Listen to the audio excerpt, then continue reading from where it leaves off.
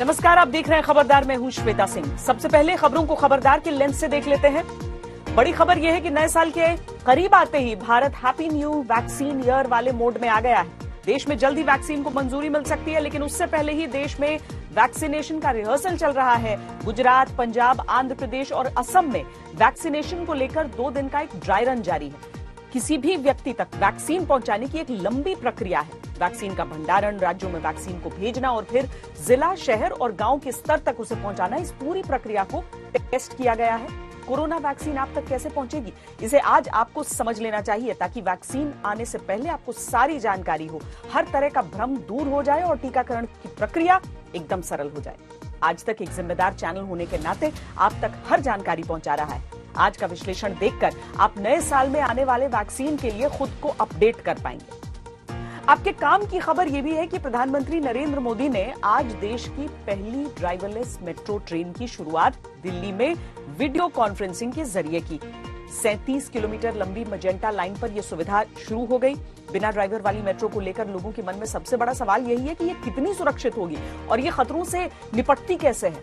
इसका जवाब आपको देंगे। वैसे 2019 में दुनिया के 42 शहरों में 1000 किलोमीटर लंबी 64 ऑटोमेटेड मेट्रो लाइनें ऑपरेशनल थी।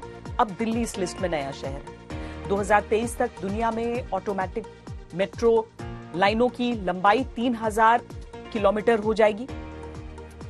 दुनिया में इस समय तमाम देशों में वैक्सीन के मैनेजमेंट और नए साल के आगाज का काउंटडाउन चल रहा है, लेकिन पाकिस्तान में विपक्ष ने प्रधानमंत्री इमरान खान से कुर्सी छीनने का काउंटडाउन चलाया हुआ है। विपक्ष हर मौके को इमरान खान के खिलाफ एक इवेंट की तरह इस्तेमाल कर रहा है। नए साल से पहले ही हर रोज इमरान को चिंताओं के गिफ्ट हैम्पर मिल रहे हैं और उन्हें रातों को नींद नहीं आ रही है। भारत के पड़ोस में हो रही हरकतों पर हमारी नजर है। वहां से आई तस्वीरें और बयान आपको हैरान करेंगे। शुरुआत हम वैक्सीनेशन से करते हैं। दुनिया के कई देशों में कोरोना के टीके लगने शुरू हो गए हैं। भारत में भी वैक्सीनेशन का प्लान रेडी है। वैक्सीन आने में अब ज्यादा देर नहीं है, इसीलिए सिस्टम को जांचा परखा जा रहा है। आज से देश के 4 राज्यों में वैक्सीनेशन का ड्राई रन शुरू हो गया है। ड्राई रन का मतलब यह नहीं है कि किसी को वैक्सीन दी जा रही है। इसका मतलब यह है कि वैक्सीन देने की पूरी प्रक्रिया का टेस्ट किया जा रहा है। सबसे पहले आपको इस ड्राई रन का मकसद बता देते हैं। इससे असली टीकाकरण से पहले की चुनौतियां पता चलेंगी। जहां सुधार की जरूरत है उसकी पहचान होगी। इससे वैक्सीनेशन का प्लान सही तरीके से अमल में आएगा। ऊपर से नीचे तक पूरे सिस्टम की कमियां पता चलेंगी, उसकी मॉनिटरिंग होगी। वैक्सीन के स्टोरेज से लेकर ट्रांसपोर्ट तक पूरी कोल्ड चेन को हम पहले ही परख लेंगे। वैक्सीनेशन सेंटर के लिए जो प्लान बनाया गया उसकी तैयारियां देखी जा सकेंगी। वैक्सीनेशन प्लान में कोविन ऐप के उपयोग को देखा जाएगा, जो खास तौर पर वैक्सीनेशन के लिए ही बनाया गया है। इस पूरी प्रक्रिया की रियल टाइम मॉनिटरिंग की जा रही है। इससे जो डेटा इकट्ठा होगा उसे आगे सरकार के टास्क फोर्स को सौंपा जाएगा और ये डेटा असली वैक्सीनेशन ड्राइव में बहुत काम आएगा। ड्राई रन इसीलिए भी जरूरी है कि वैक्सीन सप्लाई की कोल्ड चेन का टेस्ट हो पाएगा। रीजनल सेंटर से डिस्ट्रिक्ट सेंटर और फिर आगे वैक्सीनेशन सेंटर तक वैक्सीन का स्टोरेज और ट्रांसपोर्टेशन कैसे होगा, इसकी तैयारियों को भी परखा जा रहा है। वैक्सीनेशन के लिए 2 से 8 डिग्री के तापमान वाले स्टोरेज और ट्रांसपोर्टेशन सिस्टम की जांच हो रही है। वैक्सीनेशन सेंटर यानी जहां पर आपको वैक्सीन लगाई जाएगी, वहां पर वैक्सीन लगवाने के लिए कैसे लोग आएंगे, सोशल डिस्टेंसिंग कैसे रहेगी, उसे देखा जा रहा है। वहां पर 3 तरह के बनाए गए हैं। वेटिंग रूम, जहां पर वैक्सीन लगने की बारी का इंतजार कर रहे लोग बैठेंगे। फिर वैक्सीनेशन रूम, जहां पर लोगों को टीका लगाया जाएगा। फिर ऑब्जर्वेशन रूम, जहां पर इस बात की जांच होगी कि क्या किसी को वैक्सीन से साइड इफेक्ट तो नहीं हो रहा। वैक्सीनेशन के लिए टीमें तैयार हैं, इन्हें ट्रेनिंग दी जा चुकी है। ड्राई रन से इसी ट्रेनिंग का टेस्ट हो रहा है। देश के 4 राज्यों से आपको ये ग्राउंड रिपोर्ट दिखाते हैं।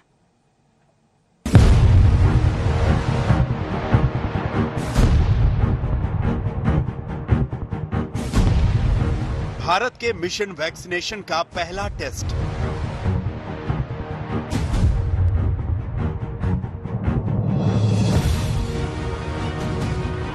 वैक्सीन का इंतजार, सिस्टम कितना तैयार।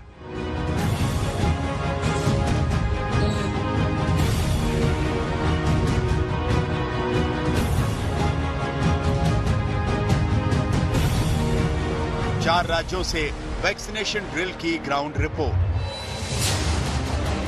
वैक्सीन कैसे लाई जाएगी, कैसे रखी जाएगी, कैसे लोगों को लगाई जाएगी, इस सिस्टम का टेस्ट हो रहा है।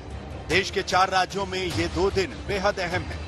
असम, आंध्र प्रदेश, पंजाब और गुजरात में रिहर्सल शुरू हो चुकी है। 2 दिन का मॉक ड्रिल रखा गया है। ये मॉक ड्रिल गांधीनगर और राजकोट में रखा गया है, लेकिन जहां पे वैक्सीन जो डिस्ट्रिक्ट लेवल पे रहेगी वहां पे हम मौजूद हैं और आपको दिखाते हैं। ये जो एक वॉकिंग कूलर है, यहाँ पे जो मेन सेंटर रहेगा वहां पे वैक्सीन आएगी और इस वैक्सीन के जो वॉकिंग कूलर है उसका जो टेम्परेचर है वो फिलहाल यहाँ पे आप देख सकते हैं ये काफी माइनस तक जाता है। फिलहाल इसमें जो तैयारी है उसके तरीके से यहाँ पे जो 4 डिग्री का टेम्परेचर आप देख सकते हैं। वैक्सीन को सही तरीके से पहुंचाने के लिए हर राज्य में ऐसे सेंटर बनाए गए हैं जहां वैक्सीन स्टोर और फिर आगे डिस्ट्रीब्यूट की जाएगी। यहां वैक्सीन के रखरखाव का पूरा इंतजाम है। बड़े बड़े वॉक इन कूलर तैयार हैं।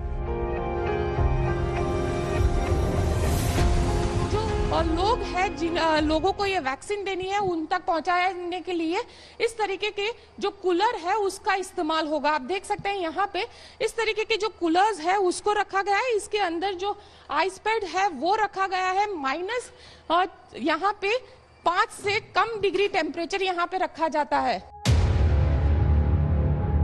वैक्सीन के लिए 2 से 8 डिग्री टेम्परेचर जरूरी है। इसी की कोल्ड चेन बनाई गई है। मैन्युफैक्चरर से लेकर बेनिफिशियरी तक यही कोल्ड चेन मेंटेन करना पड़ता है। इसमें कोई चूक ना हो, इसीलिए पहले से टेस्ट किया जा रहा है। यहाँ पर जो भी वैक्सीन हमें गवर्नमेंट ऑफ इंडिया और स्टेट से आएगी वो यहाँ पे रखी जाएगी। यहाँ से हम डिस्ट्रिक्ट लेवल पर उसको सप्लाई करेंगे। उसके लिए हमारे पास अलग से वैक्सीन वन होती है, उसमें कोल्ड बॉक्स होता है जिसमें जो भी टेम्परेचर रहता है वो मेंटेन होता है। टेम्परेचर जो उसकी रेंज है वो +2 to +8 डिग्री सेल्सियस में इस वैक्सीन को रखना है। और यहाँ हमेशा जो बच्चों की जो वैक्सीन रहती है वो भी इसी टेम्परेचर में हम मेंटेन रखते हैं। तो फ्रॉम मैन्युफैक्चरर टू बेनिफिशियरी वो पूरी +2 to +8 की जो कोल्ड चेन है वो कोल्ड चेन पूरी मेंटेन की जा रही है। इसके आगे वैक्सीनेशन सेंटर यानी जहां पर वैक्सीन लोगों को लगाई जाएगी वहां पर भी पूरी तैयारी है। एक एक बात को परखा जा रहा है। पीएचसी सेंटर पे जो लोग आएंगे उनको वहां पे वैक्सीन दी जाएगी। साथ ही उनके लिए एक अलग से कमरा रहेगा। उस कमरे में करीब उनको 2 घंटे तक रखा जाएगा ताकि अगर वैक्सीन का कोई साइड इफेक्ट है तो वो भी पता चल पाए। लेकिन सबसे पहले जो वैक्सीन है वो इसी सेंटर पे आएगी और यहाँ पे से जो वैक्सीन है वो डिस्ट्रिक्ट के अलग अलग गांव तक डिस्ट्रीब्यूट की जाएगी। वैक्सीनेशन के बाद आधे घंटे तक ऑब्जर्वेशन रूम में रहना होगा। इसमें देखा जाएगा कि कहीं किसी व्यक्ति को वैक्सीन लगने के बाद साइड इफेक्ट तो नहीं हो रहे। इसके लिए भी पूरी तैयारी है। साइड इफेक्ट अगर कोई होती है, मान लो कि किसी को चक्कर आ गया, गिर गया वहां पर, तो उसके लिए ही यहाँ पर ये इंतजाम किए गए हैं और उनको ट्रेन भी किया गया है कि ऐसा अगर हो तो उसको पहले सुला देना है और हेड लो पोजीशन उसमें करनी है, राइट। तो ये पूरा ट्रेनिंग उन सबको दिया गया है। और प्राइमरी अगर स्टेबिलाइज पेशेंट हो गया और अगर उनको जरूरत पड़ेगी भी आगे रिफर करना है तो उनके पास सारे कॉन्टेक्ट नंबर भी है। 4 राज्यों में 2-2 जिलों को मॉक ड्रिल के लिए तैयार किया गया। पंजाब में लुधियाना और शहीद भगत सिंह नगर को वैक्सीन के ड्राई रन के लिए चुना गया है। 2 दिन में यहां पर करीब 12 जगहों पर वैक्सीनेशन का रिहर्सल चलेगा। लुधियाना के 7 केंद्र और एसबीएस नगर जिला के 5 केंद्रों को ड्राई रन के लिए चुना गया है। मेरे पीछे खन्ना का सिविल अस्पताल है जहां पर ड्राई रन आयोजित किया जाना है। 28 और 29 दिसंबर को 2 दिन ड्राई रन के लिए रखे गए हैं। आज पहला दिन है तो आज ज्यादातर डेटा एंट्री होगी। जो कोविन ऐप है उसमें लोगों का जो प्रशासनिक डेटा है वो उसमें अपलोड किया जाएगा। आंध्र प्रदेश की कृष्णा जिले की 12 जगहों पर ड्राई रन आज से शुरू हो गया। इसी तरह असम के नलबाड़ी और सोनितपुर जिले में वैक्सीनेशन के सिस्टम को परखा जा रहा है। All our preparation is ready as per SOP provided by Government of India. We have taken all measure. ये ड्राई रन भारत के मिशन वैक्सीनेशन का पहला टेस्ट है। इसमें हर स्तर पर इस बात की जांच की जा रही है कि अगर कोई कमी है तो उसे असली वैक्सीनेशन तक दूर कर लिया जाए। आज तक ब्यूरो। भारत में सबको वैक्सीन पहुंचाना ये दुनिया का सबसे बड़ा मिशन होगा। इसीलिए वैक्सीन पहुंचाने वाले सिस्टम का 100% फिट रहना जरूरी है। भारत ने वैक्सीनेशन के अपने प्लान में तैयारियों की कोई कमी नहीं छोड़ी है। देश भर में करीब 2500 अधिकारियों को ट्रेनिंग दी जा चुकी है। इसमें वैक्सीनेटर से लेकर कोल्ड चेन अधिकारी और दूसरे लोग शामिल हैं। राज्य स्तर पर 7000 लोगों को ट्रेन किया जा चुका है। 681 जिलों में करीब 49,000 ट्रेनिंग मेडिकल ऑफिसर्स को ट्रेनिंग दी जा चुकी है। वैक्सीन के लिए देश भर में करीब 29,000 कोल्ड चेन पॉइंट्स बनाए जा चुके हैं। इन पॉइंट्स पर वैक्सीन स्टोरेज के लिए करीब 85,000 उपकरण लगाए गए हैं। ऐसी तैयारी के बीच सवाल सिर्फ यही है कि किसी वैक्सीन को भारत में मंजूरी कब मिलेगी और वैक्सीनेशन में आपका नंबर कब आएगा।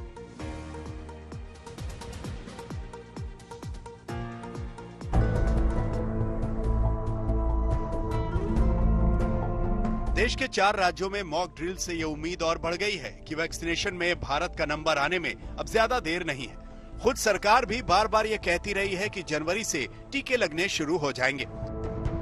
जब ये 2021 का वर्ष शुरू होगा तो जो शुरुआती इसके महीने हैं और उसमें भी मैं व्यक्तिगत तौर पर ऐसा समझता हूं कि शायद जनवरी के महीने में भी कभी किसी भी स्टेज पे किसी भी सप्ताह में ऐसा समय आ सकता है जब हम भारत के लोगों को पहला जो वैक्सीन का शॉट है वो देने की स्थिति में आ जाए। सरकार का वैक्सीनेशन प्लान रेडी है। पहले चरण में सबसे पहले 1 करोड़ हेल्थ वर्कर्स को वैक्सीन लगाई जाएगी। उसके बाद 2 करोड़ फ्रंटलाइन वर्कर्स हैं। फिर 50 साल से अधिक उम्र के लोगों का नंबर आएगा, जिनकी संख्या करीब 27 करोड़ है। चौथा ग्रुप उन 1 करोड़ लोगों का है जिनकी उम्र 50 साल से कम है, लेकिन वो पुरानी गंभीर बीमारी से जूझ रहे हैं। इस प्लान पर अमल करने वाला सिस्टम भी एक्शन में है। पहले फेज में दिल्ली में 51 लाख लोगों को वैक्सीन दी जाएगी। इसके लिए 1000 वैक्सीनेशन बूथ बनाए जाएंगे। महाराष्ट्र सरकार ने भी वैक्सीनेशन को लेकर तैयारियां तेज कर दी हैं। कोल्ड चेन तैयार किए जा रहे हैं। यूपी और बिहार में भी वैक्सीनेशन की तैयारी चल रही है। वैक्सीन स्टोरेज की क्षमता बढ़ाई जा रही है, ट्रेनिंग दी जा रही है। प्रायोरिटी में 2 ग्रुप्स जो हैं वो सबसे ज्यादा जरूरी हैं। एक तो जिससे हम डेथ्स कम करें, कोविड के कारण जो डेथ्स हो रही हैं उसको और कम करें। इसलिए जो हाई रिस्क ग्रुप हैं, बुजुर्ग लोग हैं, जिनको कोमॉर्बिडिटीज हैं, उनको वैक्सीन पहले लगनी चाहिए। दूसरा वो ग्रुप है जो जिनको एक्सपोजर के ज्यादा चांसेस हैं, इन्फेक्शन होने के ज्यादा चांसेस हैं, वो हेल्थ केयर वर्कर्स हैं, फ्रंटलाइन वर्कर्स हैं। जब इन सबको लग जाएगा तो काफी हद तक हमारे जो केसेस हैं वो भी कम होंगे और डेथ्स भी कम होंगी। उसके बाद हम और लोगों को भी लगाना शुरू करेंगे, जिससे हमारा ओवरऑल जो केसेस हैं वो कम होंगे। भारत के वैक्सीनेशन प्लान में 3 वैक्सीन सबसे अहम है। पहला नाम पुणे के सीरम इंस्टीट्यूट की कोविशील्ड का है। दूसरा नाम भारत बायोटेक की कोवैक्सीन का है। तीसरा नाम फाइजर की वैक्सीन का है। इन तीनों वैक्सीन को भारत में वैक्सीन के इमरजेंसी इस्तेमाल की मंजूरी देने के लिए अप्लाई किया जा चुका है।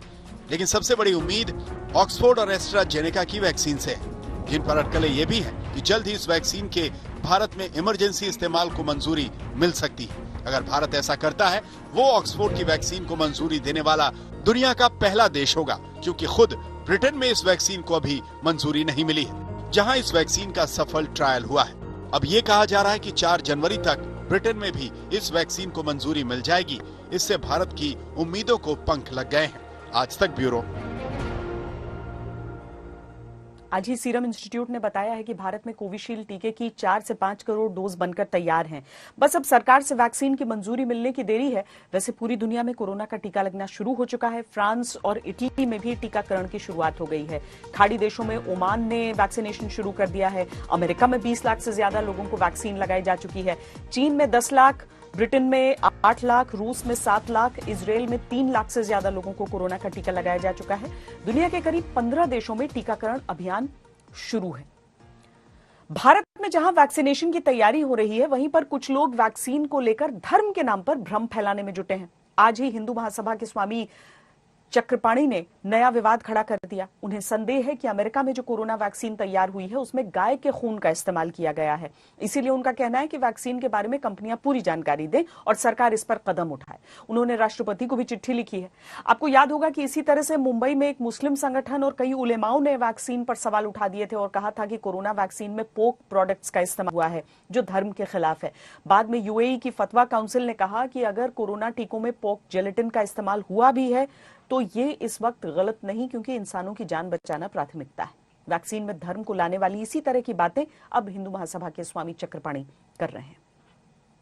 ने महामहिम राष्ट्रपति जी को पत्र भेजा है कि कोई भी कोरोना के दवा या वैक्सीन अगर जो आता है भारत में तो कृपया उसका स्पष्टीकरण सरकार भी करे और कंपनियां भी करें कि आखिर उसमें उसके बनाए जाने वाले पदार्थ उसमें क्या क्या इस्तेमाल किए गए हैं और कैसे बने हैं। कहीं ऐसा तो नहीं जैसे 1857 में आपको पता होगा कि मंगल पांडे ने वो गाय की चर्बी चूंकि लगाया जाता था कारतूस में, उसको दांत से तोड़ा जाता था, तो उन्होंने अपनी जान दे दी, अपनी कुर्बानी दे दी, अपनी शहीद हो गए देश के लिए, लेकिन धर्म से समझौता नहीं किया। और अंग्रेजों की तो एक अंतर्राष्ट्रीय साजिश शुरू से चली जा रही है कि कैसे हिंदू सनातन धर्मियों को प्रभावित किया जाए, उनके धर्म नष्ट हो। लर्निंग लाइसेंस वाले प्रधानमंत्री हैं जो पाकिस्तान की ड्राइवर सीट पर बैठकर अपना हाथ साफ करके काम सीख रहे हैं। इमरान खान के लिए नया साल यानी 2021 ये सवाल और बहुत सारी चिंताएं और चुनौतियां लेकर आ रहा है। पाकिस्तान में न्यू ईयर से पहले इमरान से उनकी कुर्सी छीनने वाली पार्टी शुरू हो गई है और इस पार्टी का आयोजक है पाकिस्तान का विपक्ष। वहां इमरान खान को सत्ता से उखाड़कर बाहर फेंकने के लिए विपक्ष ने अपनी राजनीतिक वैक्सीन तैयार कर ली है। असर यह है कि इमरान खान खुलकर बोलने लगे हैं कि उन्हें रातों को नींद नहीं आ रही और उन्हें तो काम ही नहीं आता, काम सीखने में उन्हें समय लग गया। किसी देश के प्रधानमंत्री की भाषा ऐसी हो, भाव ऐसे हो, तो वहां के विपक्ष को भी अच्छा खासा मौका मिल जाता है। इमरान खान ने किसी जमाने में पाकिस्तान के लिए क्रिकेट वर्ल्ड कप जीता था। आज वर्ल्ड कप उठाने वाले वही हाथ कांप रहे हैं।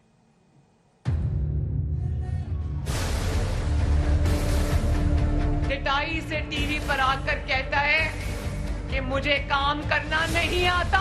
कोई कश्मीर का मुकदमा हार बैठे तो भी मासूम, तो ये अपनी नालायकी छुपाने के लिए कहता है फौज मेरे पीछे खड़ी है। दुनिया का ध्यान नए साल और वैक्सीन के काउंटडाउन पर है, लेकिन पाकिस्तान में विपक्ष ने प्रधानमंत्री इमरान खान को सत्ता से उखाड़ फेंकने का काउंटडाउन चला रखा है। 2 बार जेल की हवा खा चुकी मरियम नवाज अब पाकिस्तान में विपक्ष का सबसे बड़ा चेहरा है और इनकी बुलंद आवाज से इमरान खान नियाजी के होश फाकता है। तुम्हारे से उम्र में आधे हैं, बच्चे तो नहीं है, लेकिन इन बच्चों ने तुम्हें तिगनी का नाच नचा दिया है। मरियम नवाज और बिलावल भुट्टो लगातार भीड़ खींच रहे हैं। रैलियों में हजारों लोग पहुंच रहे हैं। बेनजीर भुट्टो की बरसी पर विपक्ष की एकता की इन तस्वीरों ने इमरान खान को क्लीन बोल्ड कर दिया है। इमरान को लग रहा है कि उनकी सरकार के विकेट बचना बहुत मुश्किल है। इन्हीं नजरियात का फैज है कि आज तुम्हारा नाम लेवा भी कोई नहीं है। 22 दिसंबर को इमरान खान ने अपनी सरकार के कामकाज को तौला और खुद ही बोल बैठे कि सरकार चलाने की तैयारी थोड़ी कम थी। अब मरियम ने इमरान के इस लूज शॉट को लपक लिया है। सवाल पूछ रही हैं, जब हुकूमत चलाने की तैयारी नहीं थी तो शेरवानी पहनने की इतनी जल्दी क्या थी? सियासी मुखालिफिन को चोर चोर चोर कहने वाला झूठा कहता है 2.5 साल बाद हुकूमत में आने के बाद कहता है मेरी तैयारी नहीं थी, मुझे हुकूमत चलाना नहीं आती। किसी ऐसे बंदे को हुकूमत नहीं देनी चाहिए जिसकी तैयारी ना हो। भाई जब तुम्हें पता था कि तुम नालायक हो, नाअहल हो, तुम्हारी तैयारी नहीं थी, तो क्यों तुमने 22 करोड़ अवाम की किस्मत के साथ खिलवाड़ किया? तो 3 महीने तक तो समझने की कोशिश कर रहे थे और फिर ये भी मैं आपको बता दूंगा, कई फिगर्स तो, और खास तौर पे पावर सेक्टर की, यानी 1.5 साल तक हमें एक्चुअल फिगर्स का ही नहीं पता चल रहा था। कभी भी गवर्नमेंट को, एक नई गवर्नमेंट आती है, उसको कभी भी इस तरह पावर में नहीं आना चाहिए, उसकी पूरी तैयारी होनी चाहिए। सत्ता की दौड़ को इमरान खान ने नवाज और जरदारी को चोर साबित करके जीता था। अब नवाज शरीफ की बेटी पूरा बहीखाता निकालकर हिसाब बराबर कर रही है। 80 रुपए दर्जन अंडे जब होते थे वो चोर थे, या जिसके दौर में 300 रुपए दर्जन अंडे हो गए वो चोर है? 35 रुपए आटे वाले चोर थे, या 90 रुपए किलो आटे वाला चोर है? बोलो। 50 रुपए किलो चीनी वाले चोर थे या 120 रुपए किलो चीनी वाला चोर है? महंगाई से पाकिस्तानी तंग आ गए हैं। खाने पीने के सामान की कीमत आसमान छू रही है। इमरान खान इस महंगाई को नीचे लाने में नाकाम है और उनकी इस नाकामी का सुनहरा मौका पाकिस्तान का कोई राजनीतिक खिलाड़ी नहीं गंवाना चाहता। कौन कहता था जब मुल्क में महंगाई होती है तो हुक्मरान चोर होता है? कौन कहता था? दूसरी तरफ इमरान खान नवाज शरीफ और जरदारी की क्वालिफिकेशन गिनाने से कभी नहीं चूकते। कहा था नवाज शरीफ सेना के जूते चमकाकर सत्ता के शिखर पर पहुंचे हैं। नवाज की बेटी ने इसका भी जवाब दिया, लेकिन पहले इमरान खान की वो बात सुनिए। आपको याद नहीं होगा क्योंकि आप तो तब पैदा भी नहीं हुए थे। ये जनरल जिलानी के घर के ऊपर सरिया बनाते हुए मिनिस्टर बना था। ये वो आदमी है जो ज़ियाउल हक के जूते पॉलिश करते करते चीफ मिनिस्टर बना था। इमरान खान की एक ही क्वालिफिकेशन है और वो है जूते पॉलिश करना। पाकिस्तान का विपक्ष जब लामबंद हो रहा था तो बाजवा और इमरान की जोड़ी इनके निशाने पर थी। इमरान खान ने जब इसमें सेना पर हमले वाला एंगल निकाल लिया तो विपक्ष को समझ आ गया कि सेना को टारगेट करेंगे तो सत्ता हाथ से फिसल जाएगी। लिहाजा मरियम ने बड़ी चालाकी से बारीक सी लकीर खींच दी है। ऑपोजिशन जब महंगाई की बात करती है तो कहते हो ऑपोजिशन फौज को बदनाम कर रही है। ये पहला सियासतदान है जिसका नाम इमरान खान है। इसने इंडिया जाकर, वो सारी वीडियोस मौजूद हैं, इसने इंडिया जाकर पाकिस्तान की फौज और ISI के खिलाफ बात की थी। ये वो पहला सियासतदान है और पहला जाली वजीर आजम है जिसने वजीर आजम बनकर जब ये अमेरिका गया तो अपनी फौज और ISI पर हमले किए। पाकिस्तान में सभी प्रमुख विपक्षी पार्टियों ने मिलकर पाकिस्तान डेमोक्रेटिक मूवमेंट यानी PDM का गठन किया है। इमरान खान PDM को डाकुओं की एकता का नाम देते आए हैं, लेकिन ये कहते कहते इमरान के सुख चैन पर ही डाका पड़ गया है। और आज ये कहेगा कि मौलाना फजलुर रहमान नहीं आ सके, आहा PDM में लड़ाई हो गई है। कल को ये देखेगा कि किसी रैली में मरियम नवाज नहीं आ सकी तो तालियां बजाएगा कि आहा PDM में लड़ाई हो गई।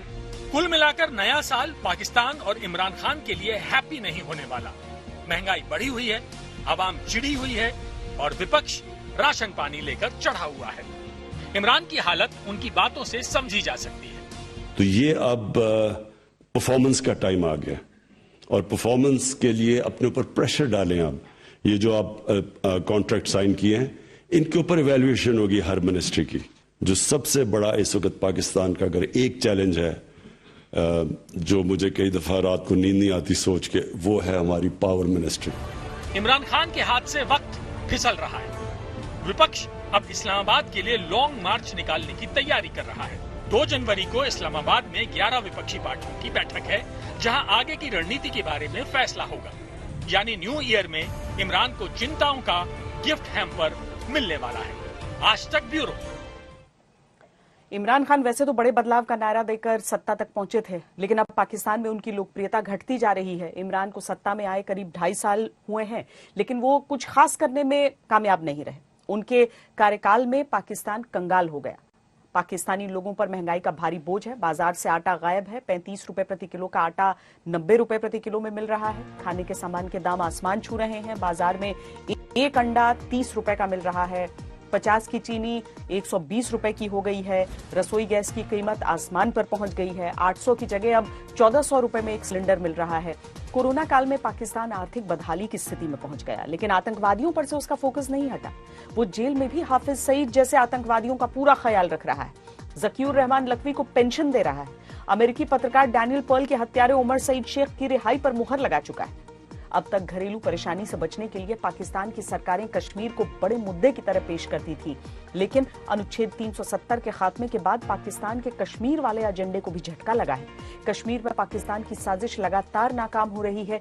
इसी का नतीजा है कि इमरान खान 2.5 साल राज करने के बाद कह रहे हैं कि कि उन्हें काम नहीं आता था, यानी इमरान लर्निंग लाइसेंस वाले प्रधानमंत्री हैं जो लोगों को दांव पर लगाकर काम सीख रहे हैं। अगली खबर का रुख करते हैं। बिना ड्राइवर वाली गाड़ी में बैठकर कभी सफर हो पाएगा? ये बात एक जमाने में सोची भी नहीं जा सकती थी, लेकिन तकनीक ने ड्राइवरलेस मेट्रो ट्रेन को हकीकत बना दिया और अब भारत में भी इस तकनीक का इस्तेमाल शुरू हो गया है।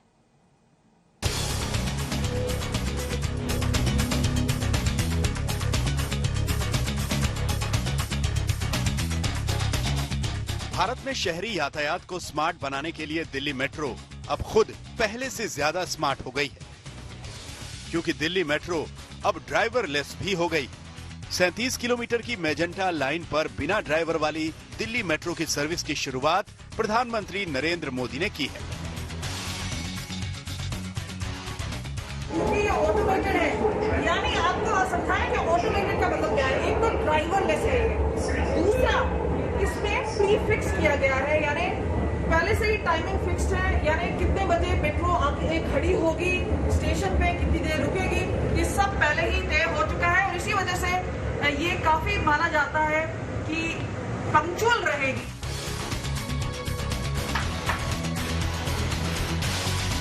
भारत की पहली ड्राइवरलेस मेट्रो की शुरुआत दिल्ली मेट्रो के जनकपुरी वेस्ट से बोटेनिकल गार्डन स्टेशनों के बीच हुई है। इस लाइन पर मेट्रो ट्रेन तो ड्राइवरलेस है, लेकिन इसका मतलब कंट्रोललेस होना नहीं है। ड्राइवर के बिना चलने वाली ट्रेन फिलहाल इस वक्त एक टनल में है और मैं उसी जगह पर भी हूं जहां पर सबसे पहले ड्राइवर बैठा करता था और ड्राइवर इस पूरी ट्रेन को ऑपरेट करता था, लेकिन पूरी तरह से ऑटोमेटेड सिस्टम है। आप देखिए किस तरह से और सख्त हिदायत दी गई है कि कोई किसी को टच नहीं करेगा। ड्राइवरलेस मेट्रो ऑपरेशंस में इंसानी चूक की संभावना नहीं के बराबर है, इसीलिए इसे ज्यादा सुरक्षित माना जा सकता है। इसमें ट्रेन ऑपरेशंस का नियंत्रण पहले से बेहतर होने की उम्मीद है। ज्यादा व्यस्त रूट्स के लिए ड्राइवरलेस मेट्रो ज्यादा कारगर साबित होगी। फिलहाल ये चल रही है मजेंटा लाइन पर, कुछ फेज में पिंक लाइन पर भी चलेगी और अगर पिंक लाइन पे भी शुरू हो जाएगी तो तकरीबन 10% जो है वो इफिशियंसी इसकी बढ़ेगी। और आपको बता दें कि अंतर कॉमन मेट्रो से और इसमें यही है कि जहां पहले ड्राइवर बैठता था ये केबिन बहुत बड़ा होता था, लेकिन अब आप देख रहे हैं सिर्फ एक सीट की ही जगह है और इसी तरह से मेट्रो के शुरुआती और आखिरी दोनों जगहों पर जो स्पेस था वो कम हुआ। ड्राइवरलेस मेट्रो की शुरुआत भारत के अर्बन ट्रांसपोर्ट के भविष्य का आईना भी है। मेजेंटा लाइन के बाद दिल्ली मेट्रो की पिंक लाइन पर 2021 में ड्राइवरलेस मेट्रो शुरू होने की उम्मीद है। दिल्ली में ड्राइवरलेस मेट्रो के साथ ही एनसीएमसी यानी नेशनल कॉमन मोबिलिटी कार्ड को लॉन्च किया गया है। इसे दिल्ली मेट्रो की एयरपोर्ट एक्सप्रेस लाइन पर इस्तेमाल किया जा सकता है। रुपे डेबिट कार्ड पर आधारित एनसीएमसी से एयरपोर्ट एक्सप्रेस लाइन पर मेट्रो सर्विस के साथ साथ शॉपिंग और बैंकिंग ट्रांजैक्शंस इत्यादि किए जा सकेंगे। डीएमआरसी 2022 तक अपने पूरे नेटवर्क को कॉमन मोबिलिटी कार्ड पर आधारित करने का प्लान बना रही है। जहां प्रधानमंत्री मोदी ने ड्राइवरलेस मेट्रो और एनसीएमसी की शुरुआत दिल्ली मेट्रो में की है, तो वहीं ये ऐलान भी किया है कि 2025 तक मेट्रो सेवाओं को मौजूदा 18 शहरों से बढ़ाकर 25 शहरों तक कर दिया जाएगा। हमें ये भी ध्यान रखना है कि मेट्रो आज सिर्फ सुविधा संपन्न पब्लिक ट्रांसपोर्ट का माध्यम भर नहीं है। देश की इकोनॉमी में वी शेप रिकवरी के आसार दिनों दिन मजबूत होते जा रहे हैं। वी शेप रिकवरी के मायने है कि अर्थव्यवस्था अप्रैल जून में अपने न्यूनतम स्तर को छूकर लौट चुकी है। अब इसमें लगातार तेजी आएगी और दोबारा गिरावट की आशंका को जानकार खारिज कर रहे हैं।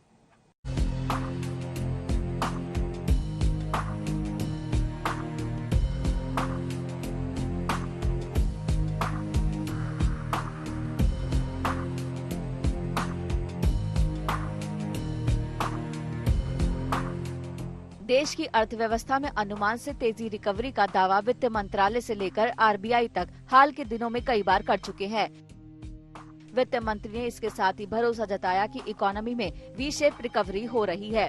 वित्त मंत्री निर्मला सीतारमण के इस यकीन पर उद्योग जगत भी मुहर लगा रहा है। ये जानकारी ऑक्टेन रिसर्च के एक सर्वे में सामने आई है। इस सर्वे में शामिल कंपनियों के 1/3 से ज्यादा यानी 35% चीफ मार्केटिंग ऑफिसर्स ने वी शेप इंडस्ट्रियल रिकवरी की उम्मीद जताई है। उनका कहना है कृषि सेक्टर की शानदार प्रदर्शन और FMCG सेक्टर में मांग बढ़ने से वी शेप रिकवरी मुमकिन होगी। लेकिन अगर इस तेज रिकवरी से समझा जाए कि इकोनॉमी का आकार वापस कब तक प्री कोविड स्तर के बराबर होगा, तो उसमें 2 साल का वक्त लगने का भी अनुमान जाहिर किया गया है। सर्वे में शामिल 23% CMO ने इसका अनुमान लगाया है। ये सर्वे देश के 250 से ज्यादा CMO और भारतीय इंडस्ट्री के दिग्गज लीडर्स पर किया गया था। Digital 2021 adopting to the new norm नाम के इस सर्वे के मुताबिक केवल 15% CMO ने माना है कि उनकी इंडस्ट्री ने W शेप रिकवरी में देरी कर दी है। सर्वे में कहा गया है कि रिकवरी में तकनीक काफी महत्वपूर्ण भूमिका निभाएगी। इंडस्ट्री और कंपनियां ग्राहकों तक ऑनलाइन पहुंचने और खरीदारी को आकर्षित करने के लिए तकनीक का इस्तेमाल करेंगी। इस सर्वे में आगे कहा गया कि लॉकडाउन की चुनौतियों से निपटने के लिए देश के CMOs ने अपनी सोच में बदलाव किया है और डिजिटल फर्स्ट की रणनीति अपनाकर इसका सामना किया। इसके अलावा ग्राहकों को बेहतर सेवा देने और उनकी समस्याओं को सुलझाने के लिए CMO ने पोस्ट परचेज रिड्रेसल सिस्टम में निवेश किया। ऑक्टेन की 10वीं सालगिरह पर जारी की गई सालाना ऑनलाइन मार्केटिंग रिपोर्ट में कहा गया कि कुछ तय कमोडिटीज के निर्यात में बढ़ोतरी हुई है। मिसाल के तौर पर जून में रुपए के लिहाज से मिर्च के निर्यात में 34% की ग्रोथ रही है। इसके अलावा ऑटोमोबाइल सेक्टर का निर्यात भी 2020-21 में बढ़कर 47.5 लाख व्हीकल रहने का अनुमान जताया गया है। इंटरनेट की पहुंच बढ़ने से देश के CMOs में रिकवरी को लेकर सेंटीमेंट बेहतर हुए हैं। इंटरनेट की पहुंच बढ़ने से कंपनियों के लिए नए बाजार खुले हैं। ई-कॉमर्स के जरिए कंपनियां कम खर्च पर शहरी और ग्रामीण ग्राहकों तक पहुंचने में कामयाब हो रही हैं। अगर इन सब माध्यमों के साथ साथ पारंपरिक तरीके से भी बिक्री बढ़ाने में मददगार साबित होते हैं तो फिर इकोनॉमी की तेज रफ्तार पर ब्रेक लगने की सारी गुंजाइशें खत्म हो जाएंगी। ब्यूरो रिपोर्ट आज तक।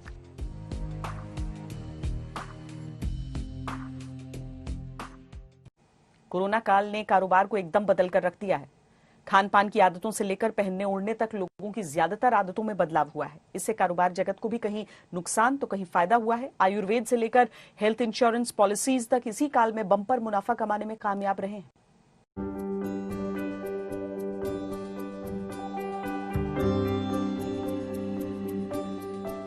कोरोना काल की दुनिया में लोगों की काफी आदतें बदली हैं। क्लासरूम की जगह कंप्यूटर स्क्रीन आ गई तो घर का ड्राइंग रूम दफ्तर बन गया। बाजार में जाकर शॉपिंग करने की जगह ई-कॉमर्स कंपनियों का इस्तेमाल होने लगा। इन सब के साथ एक और आदत जो कोरोना काल में बड़े पैमाने पर बदली है वो है खान पान की आदत। दरअसल कोरोना ने लोगों को सेहत के मामले में पहले के मुकाबले काफी ज्यादा जागरूक और सतर्क किया है। अब लोग देर से सोने की जगह जल्दी उठकर कसरत कर रहे हैं। जंक और फास्ट फूड की जगह हेल्दी फूड ले रहे हैं। इम्यूनिटी बढ़ाने के लिए लोगों ने सुबह जल्दी उठकर योग, एक्सरसाइज और वॉक करना शुरू कर दिया है। बाहर के खान पान की जगह घर में बने खाने को लोग काफी पसंद कर रहे हैं। साथ ही एलोपैथी दवाओं की बजाय अब लोग काढ़ा, गर्म पानी, हल्दी दूध जैसे देसी नुस्खे अपना रहे हैं। इसकी वजह से कई तरह के कारोबारों को बढ़ावा मिला है और कुछ को नुकसान हुआ है। जो लोग बेहतर फिटनेस के लिए जिम में पैसा खर्च करने से परहेज नहीं करते थे, उन्होंने अब सोशल डिस्टेंसिंग की वजह से साइकिलिंग को अपना लिया है। इससे साइकिल की बिक्री बढ़ी है, जबकि जिम का कारोबार सुस्त पड़ गया है। इसीलिए इसका चलन जिम के मुकाबले काफी बढ़ गया है। देसी दवाओं का इस्तेमाल बढ़ने से एलोपैथिक दवाओं की बिक्री घटी है। पहले जहां ज्यादातर लोग मामूली बुखार में पैरासिटामोल लिया करते थे, अब वो देसी दवाओं का रुख कर रहे हैं। मार्च से पहले के मुकाबले पैरासिटामोल की खपत आधे से भी कम हो गई है। एलोपैथिक में केवल विटामिन सी और बी कॉम्प्लेक्स की मांग पहले के मुकाबले बढ़ी है। अब जुकाम, खांसी या बुखार आने पर लोग गिलोय, तुलसी, मुलैठी का काढ़ा, हल्दी दूध और गर्म पानी स्टीम लेना पसंद कर रहे हैं। इसके असर से आयुर्वेद के मार्केट को बड़ा फायदा मिलना तय है। क्यूआर रिसर्च के मुताबिक 2020 में आयुर्वेद का ग्लोबल मार्केट $4,571.1 मिलियन का था। 2021 से 2026 के दौरान इसके सालाना 12% की दर से बढ़कर $5,172.7 मिलियन का हो जाएगा। इम्यूनिटी बढ़ाने वाले खाने पीने के सामान का मौजूदा बाजार $15.4 अरब का है, जो 2025 तक सालाना 7.6% की दर से बढ़ेगा। आयुर्वेद के सामानों का निर्यात इस साल सितंबर में 45% बढ़ गया था। कोरोना काल में साफ सफाई और खान पान को लेकर भी लोगों में जागरूकता बढ़ी है। कुछ भी खाने से पहले हाथ धोना लोगों की आदत का हिस्सा बन गया है। इससे मास्क और सैनिटाइजर की काफी मांग बढ़ी है। इसके अलावा बाहरी जंक फूड और फास्ट फूड की बजाय वो घर में बने शुद्ध खाने को प्राथमिकता दे रहे हैं। गर्मी के मौसम में लोगों ने जुकाम और खांसी जैसी परेशानियों से बचने के लिए फ्रिज के पानी, आइसक्रीम और कोल्ड ड्रिंक जैसी चीजों से परहेज करना शुरू किया। इसके अलावा बाजार में सर्जिकल आइटम जैसे पल्स ऑक्सीमीटर और थर्मामीटर की भी मांग बढ़ी है। कोविड के बाद लोग हेल्थ पॉलिसी को लेकर भी सजग हुए हैं। इससे हेल्थ पॉलिसी की बिक्री में काफी इजाफा हुआ है। लोगों की जरूरत और मांग को देखते हुए बीमा नियामक इंश्योरेंस रेगुलेटरी एंड डेवलपमेंट यानी IRDA के निर्देश के बाद सभी बीमा कंपनियों ने कोविड को भी कवर करना शुरू कर दिया है। सामान्य हेल्थ पॉलिसी के अलावा केवल कोविड को लेकर भी कई पॉलिसी लोग खरीद रहे हैं। ब्यूरो रिपोर्ट, आज तक। खबरदार में आज के लिए इतना ही। देश और दुनिया की बाकी खबरों के लिए आप देखते रहिए आज तक।